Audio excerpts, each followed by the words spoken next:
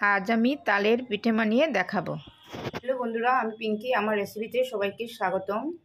আজ আমি তাল দিয়ে পিঠে বানিয়ে দেখাবো। সামনে তো জন্মাষ্টমী, তাই বানিয়ে নিতে পারবেন এভাবে। তাল দিয়ে তো অনেক রকমের পিঠা খাওয়া যায়, তবে আজকে আমি অন্যরকম বানিয়ে দেখাবো। তার জন্য তাহলে শুরু করা যাক। বন্ধুরা, পিঠাটি বানানোর জন্য আমি একটা প্যান বসিয়েছি। এবারে তার মধ্যে দিয়ে দেবো আমি 1 কাপ তালের পাল্প দিয়ে দিচ্ছি।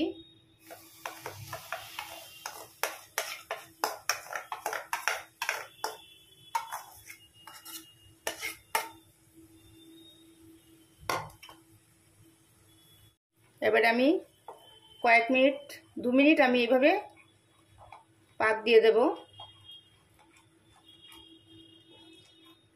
চুলার আঁচটি আমি মিডিয়ামে রেখেছি।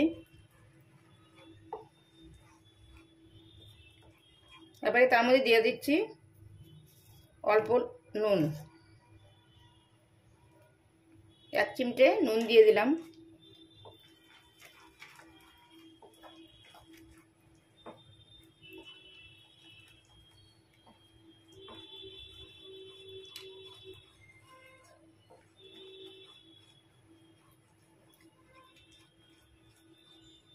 এবারে দিয়ে দিচ্ছি তার মধ্যে আমি 1 কাপ তালের জন্য আমি 1 কাপ দুধ দিয়ে দিচ্ছি।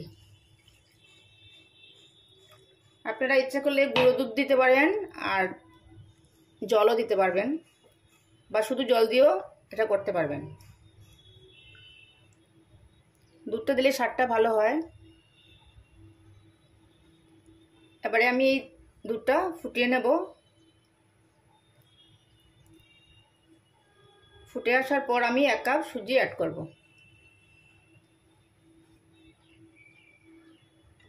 ভালোভাবে মিক্স করা হয়ে গেছে দেখেন দুধের সঙ্গে। এবারে তার মধ্যে দিয়ে দিচ্ছি 1/2 কাপ নারকেল কুড়ানো।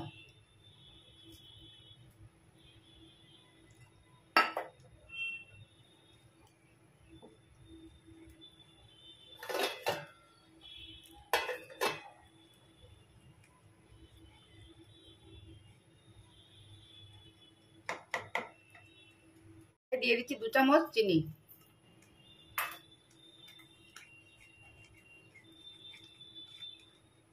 বন্ধুরা, দুধটা ফুটে গেছে।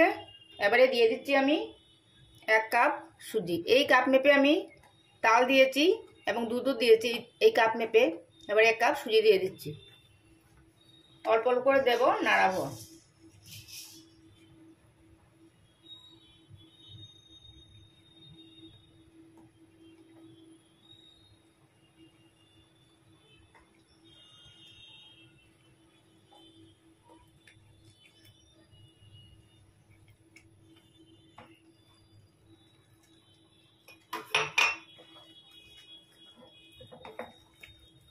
একটা ড্রয়ে পরিণত করব বন্ধুরা।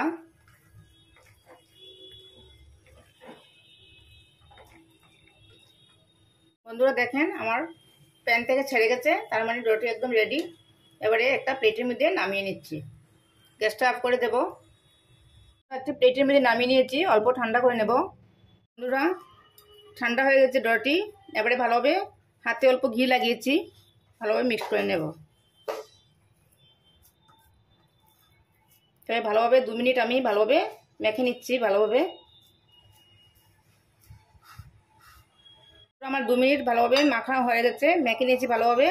এবারে আমি দেখিয়ে দিচ্ছি এই ড্র থেকে অল্প অল্প ড্র নেব, এতটুকু নিলেই হবে। নিয়ে তারপর প্রথমে আমি দেখিয়ে দিচ্ছি, প্রথমে গোল করে নিচ্ছি, নিয়ে এভাবে অল্প লম্বা করে নিচ্ছি।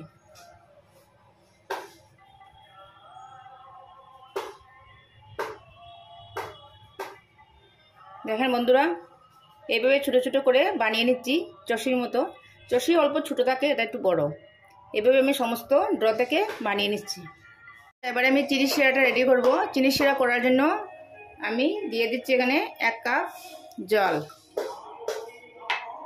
তার মধ্যে দিয়ে দিচ্ছি আমি এই কাপ মেপে 1 কাপ চিনি। এটা পাতলা শিরা করব, এখানে একটা শিরার প্রয়োজন হবে না। তার মধ্যে দিয়ে দেবো আমি 4-5টে এলাচ।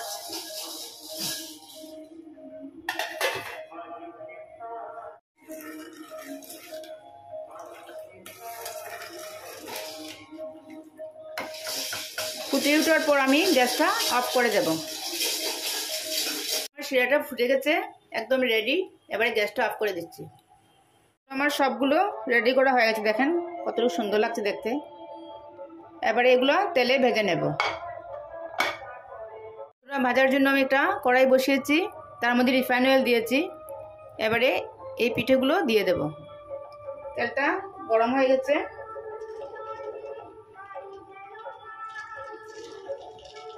সবগুলো তো একসঙ্গে জায়গা হবে না,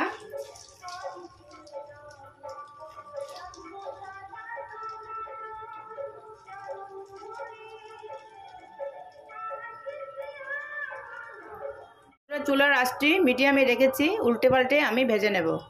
খুব একটা লাল করতে হবে না। বন্ধুরা আমি একবার উল্টিয়ে দিয়েছি, দেখেন আমার এই সাইডটা ভাজা হয়ে গেলে আমি নামিয়ে নেব। এভাবে আমি সবগুলো ভেজে নিচ্ছি। বন্ধুরা দেখেন এগুলো ভাজা হয়ে গেছে, দেখেন এভাবে বাকিগুলো ভেজে নিচ্ছি। বন্ধুরা যেগুলো ভাজা হয়ে গেছে আমি শিরার মধ্যে দিয়ে দিচ্ছি। গরম গরম শিরা দিয়ে দেবেন।